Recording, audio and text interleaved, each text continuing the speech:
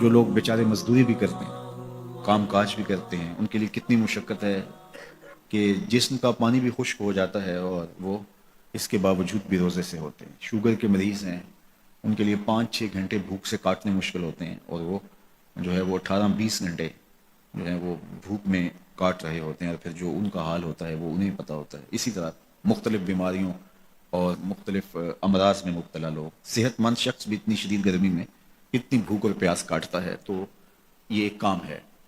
تو یہ کیوں کیا جاتا ہے؟ اس کا مقصد کیا ہے؟ تو وہ مقصد کوئی مخفی مقصد نہیں ہے، کوئی پوشیدہ مقصد نہیں ہے جو معلوم نہ ہو، وہ قرآن نے بیان کر دیا، اور وہ کیا ہے؟ تقوی۔ تو تمہیں روزہ اس لیے دیا گیا ہے تاکہ تم بھوک پیاس کاٹنے کے بعد اس نتیجے پہ پہنچو کہ تمہیں اتقا کی دولت نصیب ہو۔ تو میں اور آپ 20 روزے گزار چکے ہیں، اب 21ویں روزے میں داخل ہو چکے ہیں۔ ہمیں ضرور اپنا جائزہ لینا چاہیے کہ کیا ہمیں مقصود کا کچھ حصہ نصیب ہوا ہے۔ اگر ہوا ہے تو ہمیں مبارک ہو، اور اگر نہیں تو ابھی موقع ہاتھ سے نہیں گیا، ابھی 10 دن ہمارے پاس باقی ہیں۔ تو بھرپور محنت کر کے، مشقت کر کے اپنے آپ کو اس منزل تک لے جانا چاہیں۔ بعض کا ایسا ہوتا ہے کہ برتن کے پیندے میں سوراخ ہوتا ہے، اور آپ اوپر سے پانی ڈالتے رہتے ہیں اور نیچے سے وہ بہہ جاتا ہے، تو آپ سارا دن بھی اس کے اندر پانی ڈالتے رہیں تو اس میں جمع نہیں ہو پاتا، کیونکہ اس کا پیندہ جو ہے وہ سوراخ ہے۔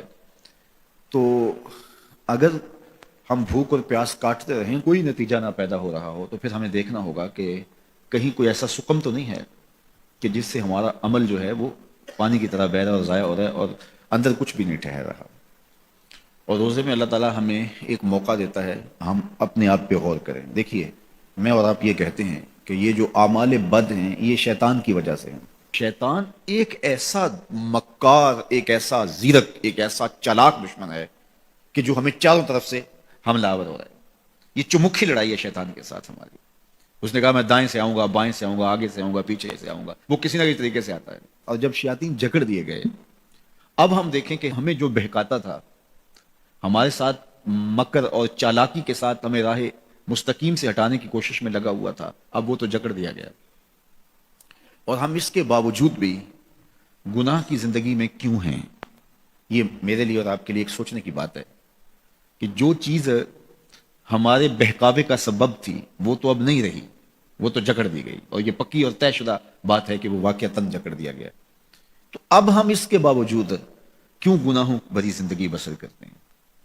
تو ایک ہمارے لیے یہ سوچنے کا موقع ہے، کیا شیطان کی مسلسل صحبت کے نتیجے میں کہیں ہم خود ہی شیطان صفت تو نہیں ہو گئے کہ شیطان بند بھی گیا ہے، اور اس کے باوجود اگر ہم کسی کو دکھ دے رہے ہیں، اس کے باوجود ہم کسی کی غیبت کر رہے ہیں، اس کے باوجود ہم کسی پہ ظلم کر رہے ہیں، اس کے باوجود اگر ہم رزق حلال کی بجائے رزق حرام اکٹھا کر رہے ہیں، تو پھر ہمیں دیکھنا ہوگا کہ کہیں ایسا تو نہیں ہے کہ شیطان کی مسلسل صحبت کی وجہ سے اس کی صفتیں ہمارے اندر تو پیدا نہیں ہوگی، اس نے ہمیں اپنے رنگ کے اندر رنگ تو نہیں دیا۔ شیطان کی وجہ سے ہم اتنے شیطان وصف ہو گئے، شیطان صفت بن گئے کہ شیطان رخصت بھی ہو چکا، جکڑا بھی گیا، لیکن اپنی عادتیں، اپنے اوصاف، اپنا رنگ ہمارے اوپر چڑھا گیا۔ ہم جہاں تھے اور وہیں کے وہیں کھڑے ہیں، اور ماہ سیام ہر سال آتا ہے اور گزر جاتا ہے، اور ہم جہاں ہوتے ہیں پھر وہیں کے وہیں ہوتے ہیں۔ بہت سارے لوگ جو ہیں وہ تو 5 گانہ نماز بھی پڑھنے لگ جاتے ہیں، لیکن رمضان المبارک کے بعد عید کے دن بھی فجر کی نماز چھوڑ دیتے ہیں، اور پھر اس کے بعد نمازوں کا تسلسل۔ تو اس کی مثال بیان فرمائی کہ اس خاتون کی طرح جو سارا دن سوت کاٹتی تھی اور شام کو اپنے ہاتھ سے اس کاتے ہوئے سوت کو توڑ دیتی تھی۔ تو قرآن نے کہا تم اس عورت کی طرح نہ ہو جاؤ جو اپنے ہاتھ سے کاٹتی ہے اور پھر شام کو اس کو توڑ کے ریزہ ریزہ کر دیتی ہے۔ تو جو بھی نصیب ہو، تھوڑا نصیب ہو، لیکن اگر پیندے میں سوراخ نہیں ہے تو ایک ایک قطرہ بھی روز پڑے گا تو ایک دن برتن بھر جائے گا، اور پیندے میں اگر سوراخ ہے تو جتنا مرضی ڈالتے رہو گے ایک قطرہ بھی اس کے اندر نہیں روک پائے گا۔ تو سب سے پہلے ہمیں اپنے آپ کو محفوظ کرنا ہوگا، وہ برائی کے راستے بند کرنے ہوں گے، اور اپنے من کی صفائی اور ستھرائی کے لیے کوشاں ہونا پڑے گا۔ تو یہ رمضان ہمیں سکھاتا ہے